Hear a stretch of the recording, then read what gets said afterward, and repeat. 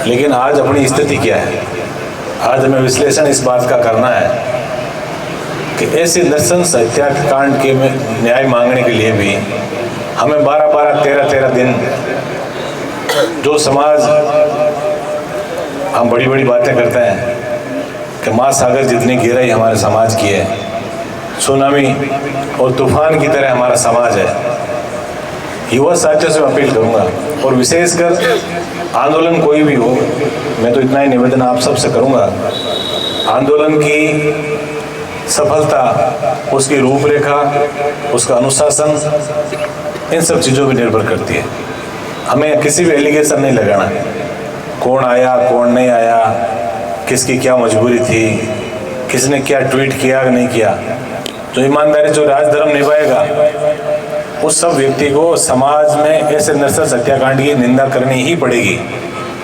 आप सब युवा साथी यहाँ पधारे आज, अभी सारी बातें विस्तार से बताई और एक बार हम यदि कोई प्रशासनिक अधिकारी आया है तो उससे भी एक बार बात कर लेंगे। बाकी हमें ये सोचना पड़ेगा, ये जो नृशंस हत्याकांड जो हुआ, कि आखिर दोनों पार्टी हमारे से क्या चाहती है। मैं कोई यहाँ राजनीतिक बात नहीं करूँगा, लेकिन हमें ये तो सोचना पड़ेगा कि जब उदयपुर में कोई व्यक्ति की हत्या होती है तो सीबीआई जांच भी हो जाती है, 1 करोड़ रुपए भी मिल जाते हैं और मुख्यमंत्री से लेके और उस गली के ब्लॉक अध्यक्ष से लेकर मुख्यमंत्री तक उसके घर चले जाते हैं। स्कूल में एक छोटा सा झगड़ा होता है बच्चों का, बच्चे सांप्रदायिक थोड़े होते हैं, बच्चा चाहे आपका हो, हमारा हो, अल्पसंख्यक समुदाय का हो, किसी भी जाति का हो, बच्चा मुझे नहीं लगता सांप्रदायिक हो सकता है। सांप्रदायिकता से हिंसा करते सब आप मान सकते हो, क्योंकि यहाँ लगभग आप पढ़े लिखे व्यक्ति यहाँ बैठे हैं, लेकिन स्थितियाँ क्या है।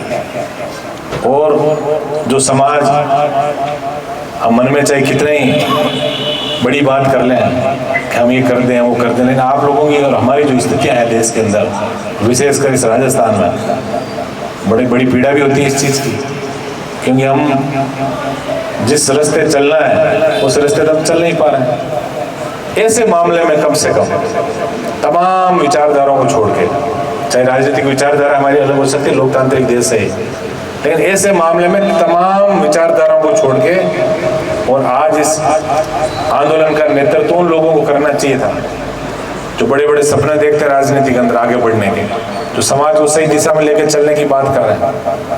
अब हनुमान बेनीवाल तो एक ऐसा व्यक्ति है, कई बार ये सोचते हैं कि इसके अंदर ट्वीट नहीं करें, कई बार ये सोचते हैं इसमें आंदोलन नहीं करें, कई तरह के ब्लेम्स लगेंगे, लेकिन फिर अंदर से क्योंकि संवेदनशील व्यक्ति है और बैठा भी नहीं रहा। आप सब जानते हैं हनुमान बेनीवाल के बारे में, पीड़ा चाहे किसी भी समाज की हो, हनुमान बेनीवाल वो व्यक्ति है जो हर समाज की किसी भी व्यक्ति की यदि पीड़ा होती है और जिसके आंख में आंसू देखता है तो निश्चित रूप से अपनी संवेदनाएं उस परिवार के प्रति, उस घटना के प्रति हमेशा उन्होंने जाहिर की, और निश्चित रूप से अच्छे जनप्रतिनिधि का कर्तव्य भी है।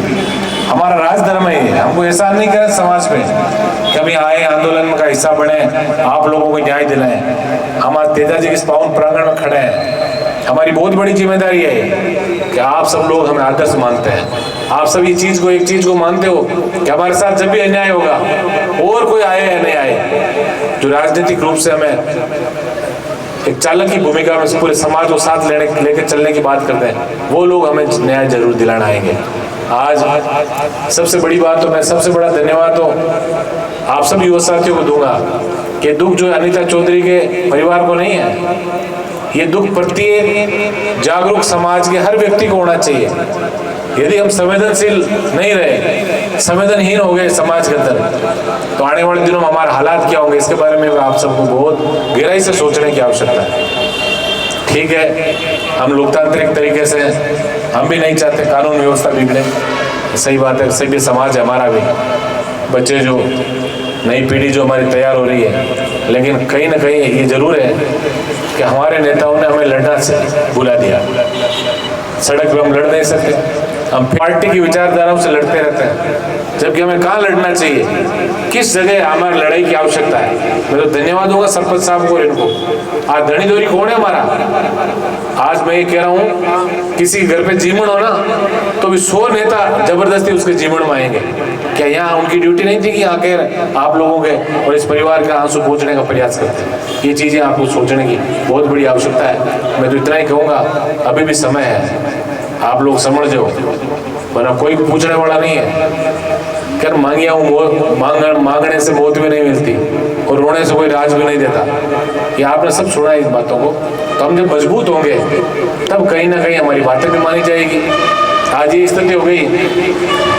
ये महिला यदि जाट समाज की नहीं होती, मैं बिल्कुल खरे शब्दों में कह रहा हूँ, ये महिला यदि जाट समाज की नहीं होती तो करोड़ नहीं 5 करोड़ रुपए भी सरकार देती अभी, और सीबीआई जांच भी होती, और जो भी मांगे थी वो सारी बातें माननी पड़ती।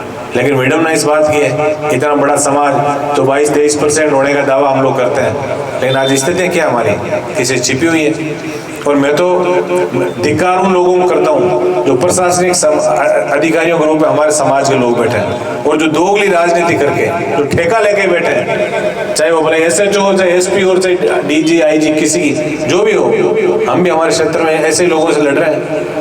हर व्यक्ति चाहता है बस मेरे बच्चे अच्छे रहें, मुझे अच्छी जगह पोस्टिंग मिल जाए, जहाँ बढ़िया मिठाई हो उसको हम जीमते रहे, हमें कोई समाज से मतलब नहीं है। जब व्यक्ति सक्षम हो जाता है, समाज को तभी आवश्यकता पड़ती है जब वो सक्षम हो जाता है।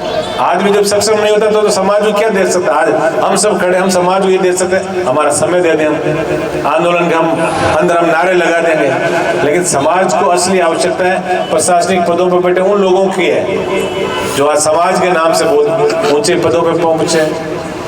आज अच्छी उनको फील्ड पोस्टिंग कमिश्नरेट में किस लिए मिलती है?